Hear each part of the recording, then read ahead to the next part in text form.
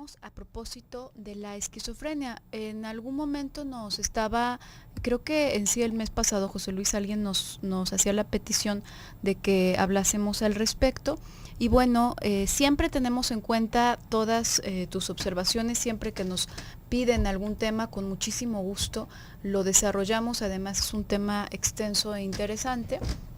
Y únicamente que tenemos que esperar para agendarlo hasta unas semanas más adelante, pero siempre lo tenemos muy en cuenta. Cualquier sugerencia o tema del que te gustaría escuchar, ya sabes que puedes hacérnoslo llegar, ya sea vía mail o vía telefónica, por cualquiera de nuestras vías. En fin, el día de hoy vamos a hablar acerca de la esquizofrenia y de cómo es, como desde el desarrollo de esta enfermedad hasta sus manifestaciones más sutiles, porque recuerda que en muchos programas hemos hablado acerca de que tenemos todos distintos rasgos. No es que existan personas que, por ejemplo, una persona obsesivo-compulsiva que tenga únicamente todo lo de un obsesivo-compulsivo, que tenga una persona con histeria, por ejemplo, que sea únicamente rasgos histéricos. No es así, en verdad nos vamos conformando y nuestro propio carácter se va conformando a través de rasgos de personalidad que en sí son mecanismos de defensa, y hay algunos que se vuelven distintivos por su predominancia. Hay personas que echan mano más de determinado tipo de mecanismo de defensa. Claro, eso tiene que ver con su historia y no es algo que haga conscientemente, sino que va a ir teniendo que ver con su desarrollo, con su historia, con aquellos mecanismos que de una u otra manera, dependiendo del contexto en el que se desarrolló, fueron los que le permitieron salir adelante. Y en función a esta predominancia es que se va hablando de psicopatología. ¿Por qué? Cualquier cosa que se use en exceso, digamos, va a resultar contraproducente, absolutamente cualquier cosa. También los mecanismos de defensa. Hay en distintas etapas de la vida, digamos que tenemos oportunidad o tenemos a la mano distintos mecanismos. ¿Por qué necesitaríamos mecanismos de defensa para empezar? Suena como algo muy agresivo, ¿no? En realidad se trata únicamente piénsalo como herramientas para poder lidiar con el medio externo y también con todos los impulsos internos que se van despertando. Son sencillamente herramientas. Y en cada etapa contamos con distintas herramientas. En la primera etapa de la vida, Melanie Klein la describía como etapa esquizoparanoide, y esquizoide más bien, y esta etapa justamente se distingue por este tipo de mecanismos, los mecanismos esquizoides, que tienden a dividir, que tienden a separar como lo bueno y lo malo, digamos, en la cabeza y en un pensamiento muy precario del niño, muy precario porque todavía no tiene lenguaje, es todo más bien a nivel de sensaciones. Va a dividir lo bueno y lo malo drásticamente con tal de poder preservarlo separado, preservar lo bueno separado de lo que considera malo y peligroso, y de esta manera mantenerlo también a salvo, mantenerlo como asegurarse de que no lo va a perder. En ese mismo sentido es que tú te podrás preguntar, bueno, pues, ¿qué es bueno y qué es malo? Cualquier experiencia, y esto para un bebé y a veces también, bueno, para los adultos así funciona, cualquier experiencia que se registre como gratificación o como placentera es algo bueno, y cualquier experiencia que se identifique o que se experimente como frustrante o dolorosa, eso es algo malo.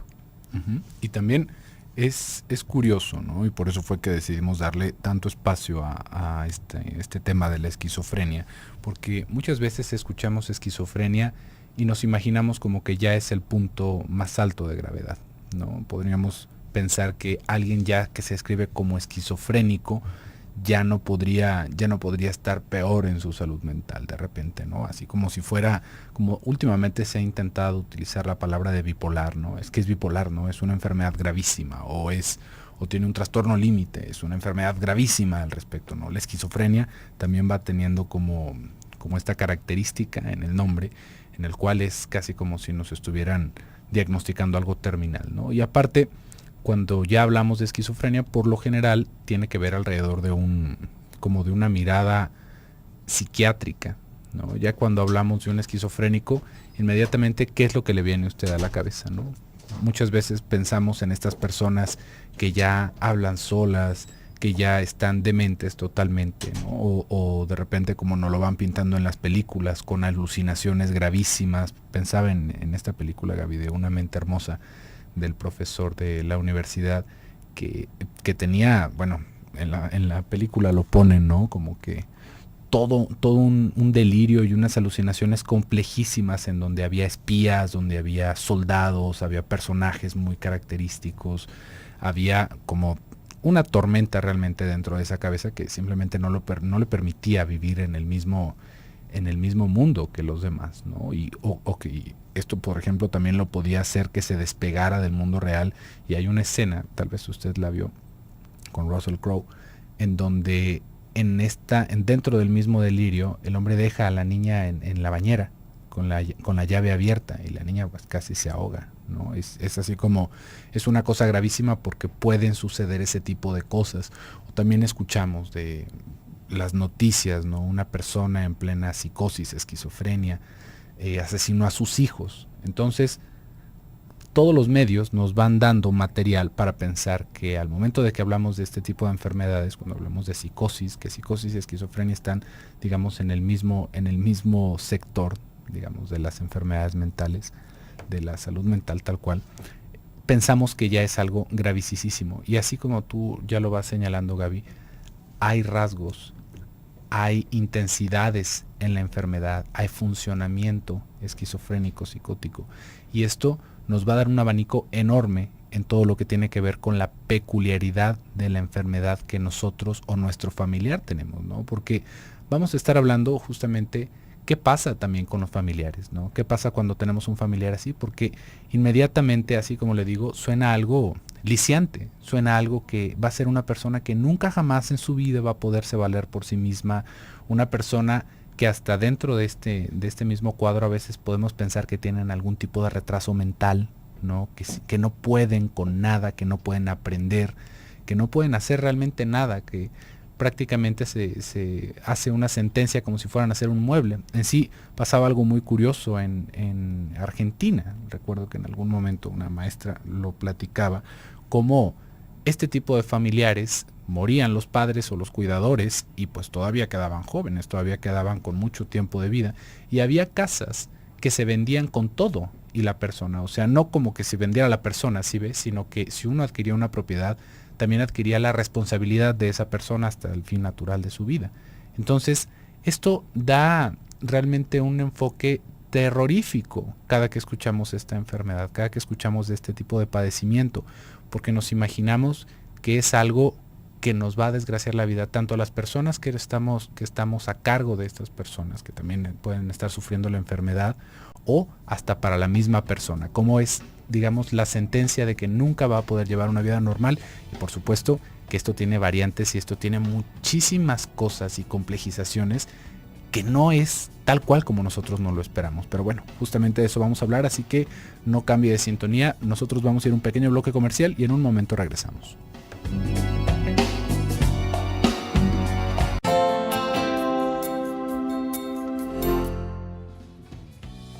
Regresamos con tu programa Desde tu Mirada, 6:19.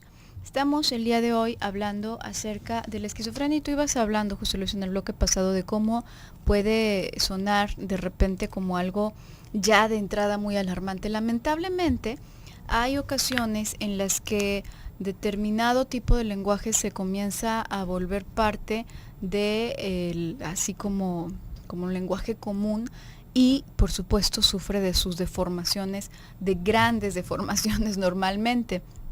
Está así el ejemplo de la bipolaridad, como tú hablas, José Luis, que bueno, además resulta una cosa grave, porque de pronto hay algún malestar que se pone como de moda, no nada más para nombrarlo a nivel coloquial, digamos, como el entendimiento común de las personas, sino que de pronto hay cosas que se hace una ola de moda acerca de algo y de pronto como que se diagnostica esto de sobremanera, ¿no? Demasiado. Como el famoso TDA, que bueno, ya cualquier niño que voltee a ver una mosca, cualquier adulto que voltee a ver una mosca, aparentemente tiene TDA y bueno, igual la bipolaridad, ¿no? Cualquier adolescente, no, bueno, pues ya es bipolar, o cualquier persona enamorada igual va a ser bipolar. Porque cualquier no, adolescente. sí, los adolescentes y los enamorados, ¿no? Porque también un adulto enamorado, bueno, pues experimentan todos estos cambios drásticos de ánimo que malamente se intentan clasificar de pronto de esa manera. Incluso dentro de la clínica, ya en una cuestión más seria, es un poco, digamos, esta cuestión de el diagnóstico se tiene que tomar en cuenta que el psiquismo es una cuestión dinámica, es una cuestión que se está moviendo. Vamos a pensarlo de esta manera, y es algo que a mí me llama mucho la atención. Sé que, por ejemplo, las personas que pueden asumir que tienen algún malestar, por ejemplo, depresión, o que tienen trastorno de la atención, etcétera, a veces así lo describen, pero con ciertas enfermedades mentales hay una cosa muy curiosa a la hora de describir, ya sea la persona que lo padece o de describirse la misma persona que lo padece, porque la persona se describe a sí misma o a sí mismo como soy esquizofrénico o soy esquizofrénica, o es que el tío fulano es esquizofrénico. Y es curioso porque parece que este tipo de diagnóstico abarcase a la persona en general. Eso a mí me parece muy grave, porque sería como pensar, por ejemplo, que una persona se describiese en función a, qué sé yo, algún padecimiento que pueda tener del riñón, ¿no? Qué sé yo. Una persona que esté en esa condición, una persona que tiene gripa o que tiene alguna enfermedad, no se describe a sí misma como es que yo soy gripa, o yo soy virus de tal, o yo soy tal cosa, ¿no? No, es él o ella, gracias Don Ají, es él o ella quien padece o quien tiene síntomas de, o quien tiene dolor de rodilla, o tiene dolor de espalda, o tiene dolor de lo que sea. Sin embargo, las personas con este tipo de diagnóstico, creo que sí, por una tendencia ya generalizada del medio ambiente, de extrañarse, entre comillas, de este tipo de manifestaciones, se van sintiendo como alienados y se van describiendo a sí mismos en estos términos, como si ellos fuesen la enfermedad, en lugar de entender que son una persona que puede tener, que puede presentar cierto tipo de síntomas, que tiende a comportarse de cierta manera, y que eso, claro, le puede llegar a ocasionar problemas y hay que tratarse, ¿no? A veces hay que tratarse médicamente, a veces hay que tratarse únicamente psicológicamente, a veces hay que hacerlo conjunto, pero no es un ser. Esto, digo, creo que tiene que ver, sí, en general con la tendencia social a tratar de hacer ahora sí, esta escisión, porque es algo que todos tenemos el mecanismo de la escisión, todos, no únicamente las personas que sufren de esquizofrenia. Y es paradójico, porque en este ímpetu por sentirnos sanos de repente, pues tratamos de poner, y allá están los enfermos, ¿no? Y allá están los psicóticos, y acá estamos pues digo, lo saludable, entre comillas, sería un neurótico, ¿no? Entonces no nos salvamos de todas maneras mucho que digamos. Pero en este ímpetu, muchas veces se va haciendo como esta segregación desde lo social, y esto recae, por supuesto, en las personas que van teniendo determinado tipo de diagnóstico o determinado tipo de manifestaciones, de forma lamentable, porque eso hace que no se vea como un agente a superar, sino que es como un algo, como decir, yo soy Gabriela, pues sí, soy Gabriela, y no tengo para dónde hacerme, ¿no es cierto? Esto es lo que soy. En cambio, cuando yo sé que soy una persona con esta y esta y esta característica, y que además tiendo a tener ciertas conductas autodestructivas o a tener ciertos pensamientos delirantes o a tener, entonces ya me puedo ver más en perspectiva y ya me puedo ver de una forma más integral y más dinámica, ¿no? Y ya tenemos participaciones, Gaby, vamos a ver. Anónima, es una participación anónima. Nos dice, mi marido de 70 años habla mucho solo. Por ejemplo, se está bañando y dice malas palabras. Estas son dirigidas hacia mi persona, aunque yo no esté presente. Él es muy agresivo. Siempre he pensado que es esquizofrénico y él es como ustedes describen en su programa. Pues me parece difícil hacer un diagnóstico con el pedacito que hemos dicho, ¿no? Sobre esta parte de la decisión de la personalidad, ya en la parte psicótica, pero bueno, por ejemplo, esto de las groserías, hay que pensar, una vez más, que no es solamente decir se es esquizofrénico o esta persona es esquizofrénica. Por ejemplo, podríamos pensar en una personalidad psicótica, y una personalidad psicótica, digamos que es como un nopal con muchas tunas, ¿no? Digo, por poner un ejemplo más en lo material, digamos como que son partes escindidas de la personalidad que pueden tener diferentes rasgos, que puede tener, digamos, como un acento mucho más que otras, ¿no? Pero sin embargo, vamos a ver un montón de manifestaciones. Esto que se estaba hablando de tener separado lo bueno y lo malo, se puede llegar a manifestar alrededor, por ejemplo, de la propia personalidad, de pensar, digamos como, no de pensar, de manifestar una conciencia moral escindida del resto de la personalidad, podríamos pensarlo, ¿no? O como si fuera una personalidad distinta, pero no como sale en las películas, que tenemos múltiples personalidades y de repente se cambia el switch y ahora somos una persona y luego otra. Se ridiculiza. Sí, se vuelve una cosa ridícula. Realmente no hay una manifestación como tal en la psicopatología, ¿no? Ahí nos estaríamos dando cuenta de que si algo más o menos del estilo estuviera pasando, es una cosa totalmente distinta y no tiene esa manifestación. Cuando hablamos de distintas, como si fueran diferentes personalidades, quiere decir que hay partes escindidas de la propia personalidad que se viven ajenas. ¿Qué quiere decir esto? Imagínese que yo, podríamos pensarlo en un aspecto más neurótico, soy una persona muy juiciosa, ¿no? A mí me da mucha pena todo. A mí me da mucha pena la desnudez, a mí me da mucha pena las malas palabras, pero en un acomodo en lo psicótico, eso yo ya no lo registro como que soy yo, ¿sí ve? Yo registro como si fuera algo que viene del exterior, y ahí es en donde vienen las alucinaciones como tal, que por lo general son alucinaciones auditivas o alucinaciones que vienen solamente alrededor de la idea de que ya sucede algo, ¿sí ve? Pero no es como que de repente aparezca una persona y me hable. Puede llegar a suceder, pero son rarísimas ese tipo de manifestaciones.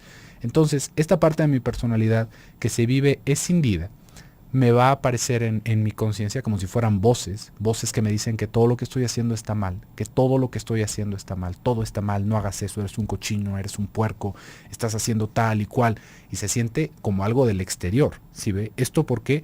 Por el mismo acomodo en el cual no se puede integrar la personalidad en un núcleo, ya más como podríamos pensarlo en lo neurótico, sino que son como pedazos que andan ahí alrededor de una, imaginemos como si fuera una gelatina con frutas, y las frutas son esos pedazos de la personalidad. Por lo mismo, al momento de estar así de escindidas estas partes de la personalidad, hay muchísimas cosas que se ven disminuidas, como por ejemplo mi capacidad de atención, que era lo que le estaba diciendo en el bloque anterior, de pensar que se tiene algún tipo de retraso mental, porque es muy difícil concentrarse con tanta cosa alrededor, si se fija, o con sensaciones, porque de repente también en la misma esquizofrenia, así como se lo estaba diciendo, no es necesario que sea una voz, sino la sensación. Yo tengo una certeza absoluta de que alguien me quiere matar. Yo tengo toda la certeza de que alguien me quiera robar a mis hijos. Yo tengo toda la certeza de que mi esposo está planeando algo en contra de mí, ¿sí ve? Y esto también es una parte de nuestra personalidad que queda desprendida, digamos, como del racimo inicial. Y esto es lo que se acaba, digamos, como utilizando como combustible para todas estas alucinaciones. Vamos a hablar mucho más, pero no hay que apresurarnos a sacar conclusiones. Vamos escuchando y vamos viendo qué podemos pensar, Anónima, con tu participación, para ver también un poquito más de luz sobre la situación, la tuya y la de muchas otras personas que pueden estar escuchando el programa. Vamos a ir a un pequeño bloque comercial y regresamos.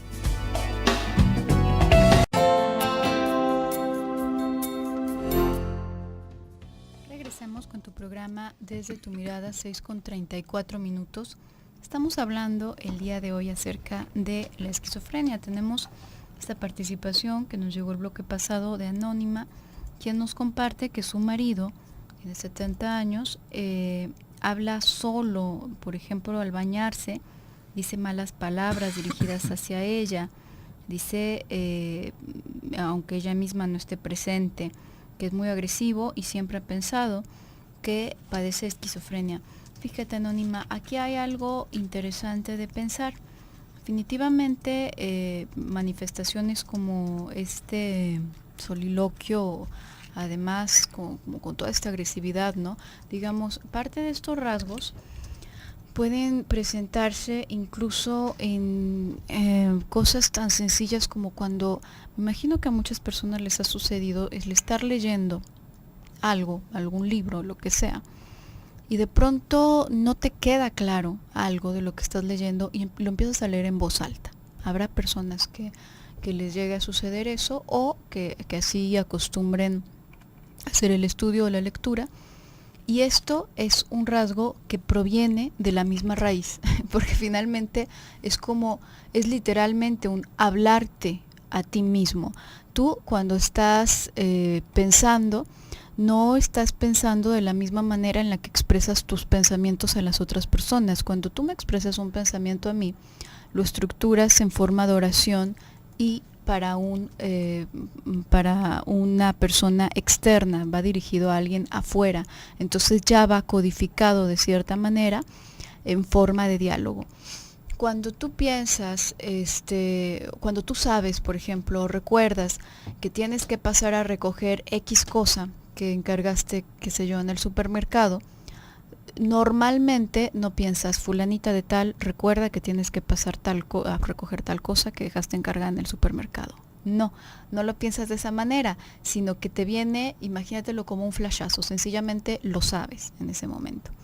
Habrá ocasiones en las que sí recurras también a ese pensamiento para intentar organizarte. Entonces te empiezas a hablar a ti mismo o a ti misma en la cabeza, y puede que si pienses, a ver, tengo que hacer esto, más como si te estuvieses dirigiendo a otra persona. Así como habrá ocasiones en las que te expliques a ti mismo o a ti misma una lección cuando estás leyendo, o un párrafo cuando estás leyendo en un libro.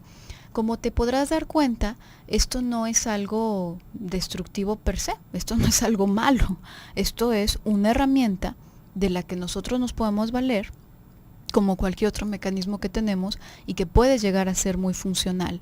Ahora, lo que sucede, digamos, viene de la misma raíz, se podría decir, de este soliloquio que se puede observar en algunas personas. Hay personas de pronto que se los ve por la calle hablando y dicen ciertos nombres, y de pronto se enojan mucho, y de pronto se continúan esta charla, se ríen a carcajadas, etcétera. Y bueno, pues están hablando con ellos mismos, pero viene de la misma raíz, pero digamos que a esto ya le ha ocurrido, a este mecanismo ya ha dado una cantidad de giros distinta y los ha llevado a otro tipo de terreno, están ya en otro tipo de terreno. Entonces el mecanismo en sí mismo está presente en todos nosotros. Sin embargo, esta clase de soliloquio sí puede hablar de cierto rasgo ya como psicótico. Esto por una parte. Por otra parte, y creo mucho más importante, normalmente cuando vamos escuchando hablar acerca de determinados rasgos, de determinadas personalidades, etcétera, inmediatamente vamos palomeando para ver, sobre todo, yo sé que muchas personas, yo tengo ese rasgo y eso también, y se empiezan a asustar normalmente, ¿no? Así como viendo el vademecum, ¿no? Sí, pero sobre todo, me atrevería a decir que aún más personas, es fulanito tiene, y eso también lo tiene, y esto también lo tiene, y esto también lo tiene, seguramente fulanito padece de tal cosa. Aquí lo más importante sería cuestionarnos. Que tú te pudieses cuestionar más bien, si tú, Anónima, desde siempre has sospechado que él padece algún malestar, ¿qué habría que pensar entonces qué mancuerna estás haciendo tú con él, porque finalmente por algo están juntos, ¿no? A final de cuentas, en todo ese universo dices que es muy agresivo, si quieres tú, en todo ese universo de agresividad, en todo ese universo de hablar solo, qué sé yo, tú juegas un papel porque eres su pareja, a final de cuentas. Y si has logrado jugar un papel ahí durante tanto tiempo, es porque también embonas de cierta manera con esa personalidad suya. Esto, ¿por qué es importante verlo? Porque nos permite a nosotros empezar a aclarar o a poner nuestras propias cartas sobre la mesa para nosotros. Este tipo de cuestiones jamás es la intención darle cuentas a otro o nosotros empezar a procurar que el otro nos dé cuenta, ya ves, es que eres histérica, porque mira, ahí están diciendo, entonces eres una histérica, eres una de esto, es que seguramente eres esquizofrénico, porque no, esto no es para darle cuentas a nadie más, esto es para tú esclarecerte y para tú saber por dónde te estás moviendo y hacia dónde y qué posibilidades tienes para quitarte de ahí, ¿no? Aparte, en esto mismo de hablar solo y decir groserías, hay personas que con el paso del tiempo, con la edad, digamos que van descuidando muchas partes de su salud, muchas partes de su salud. Empezamos a darnos cuenta de ciertos rasgos de demencia senil aún que se sea apenas, pues, tú nos estás diciendo tiene 70 años, tu marido, ¿no? Hay personas que aún todavía más jóvenes empiezan a tener este tipo de manifestaciones. ¿Esto qué quiere decir? Digamos que es como un desorden en todo lo que está sucediendo en la cabeza. Podemos encontrar cómo se ve afectada la represión en ciertos sentidos, ¿no? Cómo de repente tienen unos arranques de coraje terribles o arranques de tristeza, sololoquios, ¿no? Que es esto de hablar solos, pero hablar solos no crea así como, ay, ¿qué me faltó de la despensa? ¿Qué necesitaba comprar en la tienda? No, realmente son pláticas con uno mismo. Estas pláticas con uno mismo se van viendo, digamos, también como punto de referencia con estas partes de la personalidad escindidas que tenemos, ¿sí ve? Se puede llevar una plática, digamos, con nuestros prejuicios, si usted lo quiere ver. Podríamos tener toda una argumentación con nuestros prejuicios. No es que debería ser no, pero es que eso estaría mal, porque entonces esto no, pero es que me están diciendo tal. Y ahí es en donde empiezan este tipo de manifestaciones, ¿no? Los sololoquios. Pero esto puede ser, no es algo que de repente nada más nos llegue porque nos hicimos viejos, ¿sí ve? Sino que es algo que nosotros ya veníamos cargando de hace mucho tiempo. Y cuando vamos llegando a la vejez, digamos que el que vayamos disminuyendo nuestras actividades, el que vayamos disminuyendo nuestra capacidad de salir a la calle, de hacer ciertas cosas, nos va dejando más tiempo con nosotros solos, al menos solos en nuestra cabeza, aunque tengamos a la familia ahí alrededor. Y esto va a hacer que esos rasgos empiecen a ser más evidentes alrededor de todo esto. Esto es algo también muy importante pensar si lo dice consciente. Si dice estas malas palabras consciente de que está diciendo malas palabras, ¿no? O también podríamos ver este tipo de manifestación de agresividad. Seguramente usted ha visto a alguien en la calle que va gritando grosería y media, y no sabemos ni a quién es.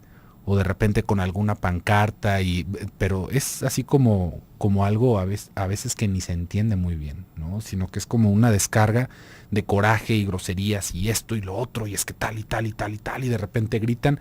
Esto ya podríamos verlo también como una situación de delirius tremens, como dicen por ahí, ¿no? O sea, hemos despegado de la realidad. Ya no hay algo ahí como un rasgo, ya no es una parte de la personalidad, sino que ya se despegó totalmente uno de la realidad. ¿Y esto qué quiere decir? Que se requiere de un tratamiento mucho más intenso. Son muchísimas cosas las que podríamos estar viendo. No hay que apresurarnos a hacer este tipo de diagnósticos de revista.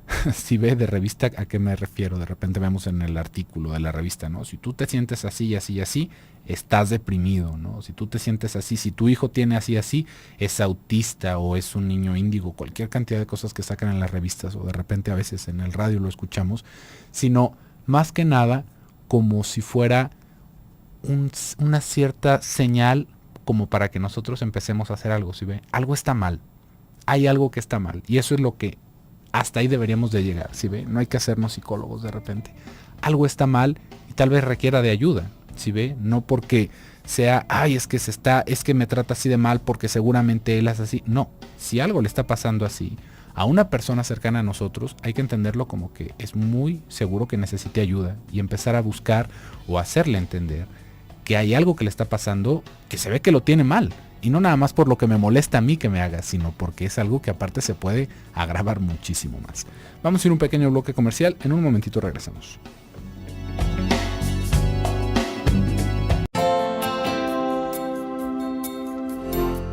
Regresamos a tu programa Desde tu Mirada, 6:49. Estamos hablando acerca de la esquizofrenia.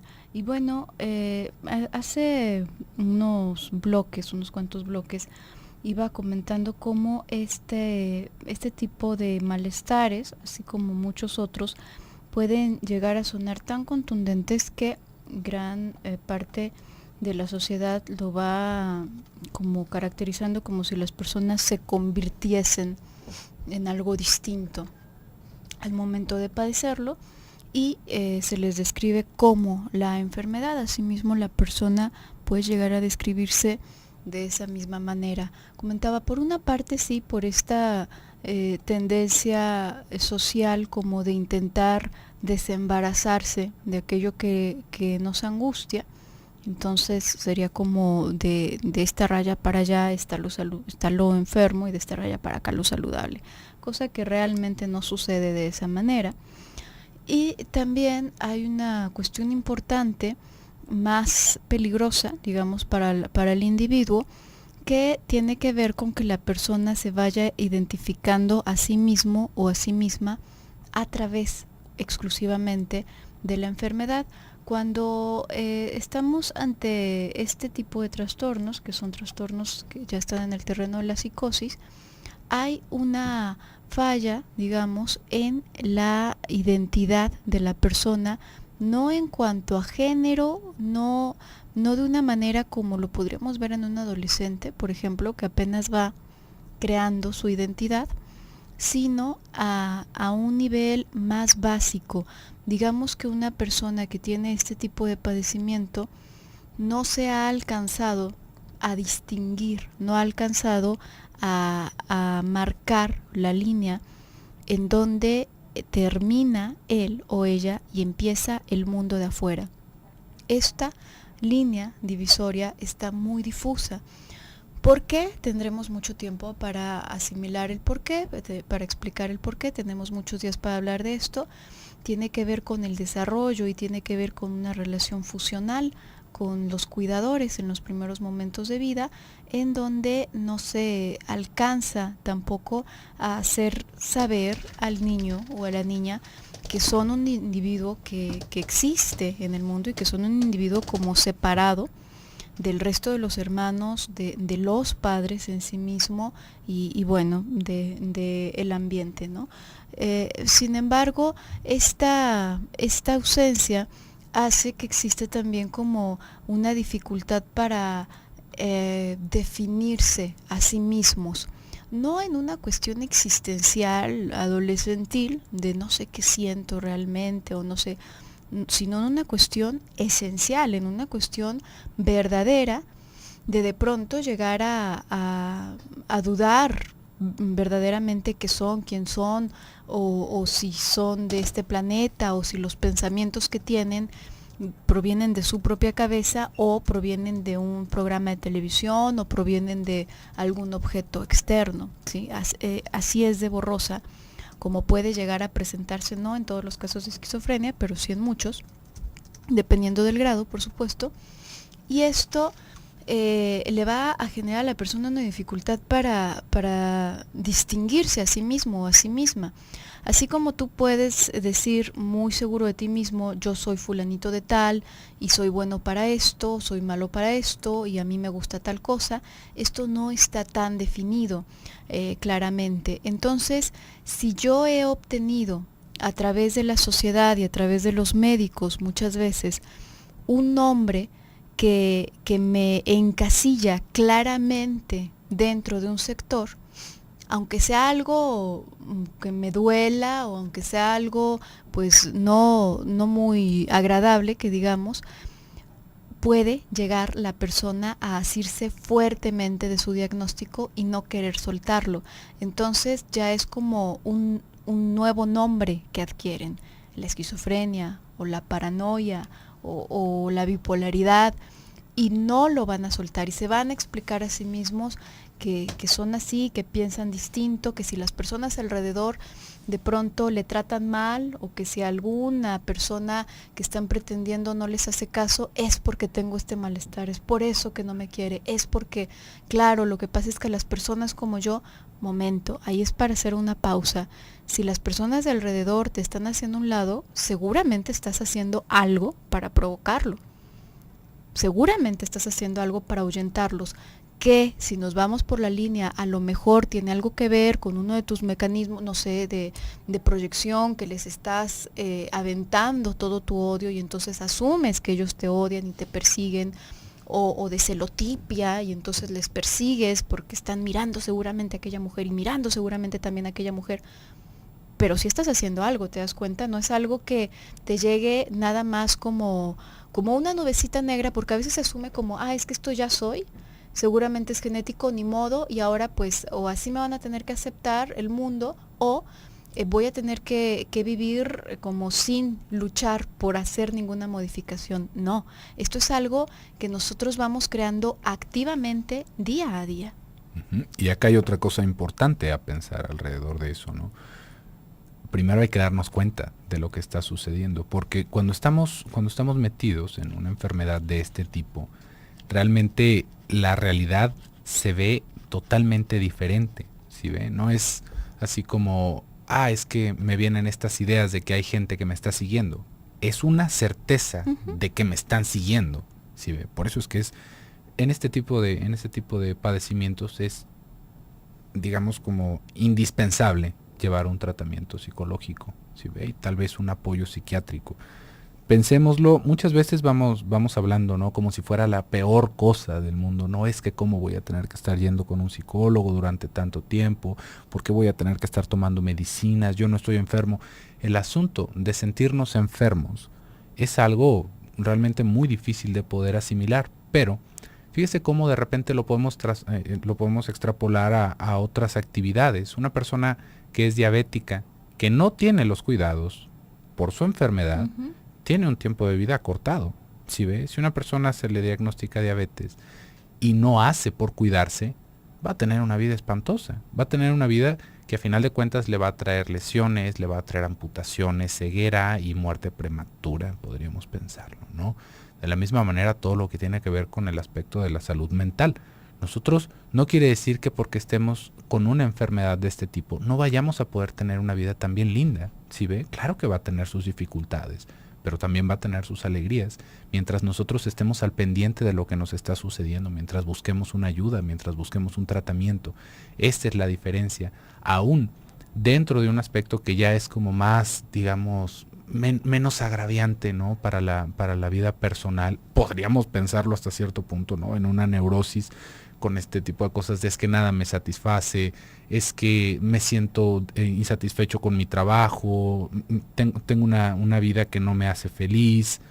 Este tipo de cosas que digamos que es la neurosis de la civilización, ¿no? No puedo hacer lo que yo quiero, siempre me tengo que estar esperando a las cosas.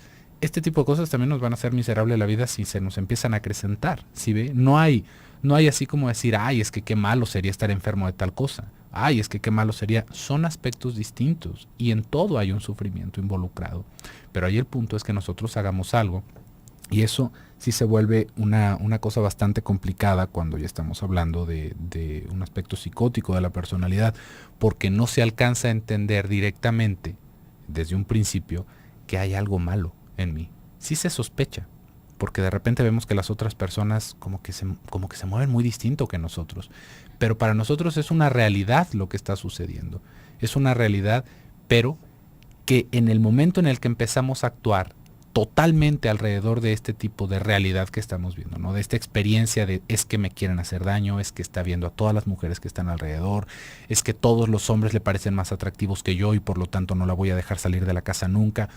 Es ya que empezamos a tomar armas, digamos, alrededor de nuestro miedo, de nuestras manifestaciones psicopatológicas, ahí es cuando se empieza a agravar todavía más la situación. Si nosotros nos damos cuenta de esto, si vemos que hay alguien cercano a nosotros que tiene este tipo de manifestaciones, no es por molestar, se lo aseguro, no es por molestar, no es porque sea una persona insoportable, porque sea mi cruz, porque yo lo voy a tener que cuidar, yo la voy a tener que soportar, no, es una enfermedad que se puede tratar, es algo que puede mejorar nuestra calidad de vida mientras nosotros estemos acudiendo a un tratamiento y estemos haciendo algo para esto, porque primero es darnos cuenta, primero es poder asumir que hay algo que está pasando con nosotros y que vamos a tener que lidiar con eso posiblemente el resto de nuestra vida, pero que al momento de hacernos conscientes de esto, vamos a tener ya ahora sí un poquito más la rienda de lo que está sucediendo y poder avanzar hacia una vida sin tanta angustia, ¿sí ve? Vamos a estar hablando de esto toda la semana, porque realmente es un tema muy extenso, así que no se olvide de sintonizarnos el día de mañana para continuar con este tema de la esquizofrenia. Por el día de hoy se nos terminó el tiempo. Yo me despido, soy José Luis Amarripa. Yo soy Gabriela Maldonado, nos escuchamos el día de mañana.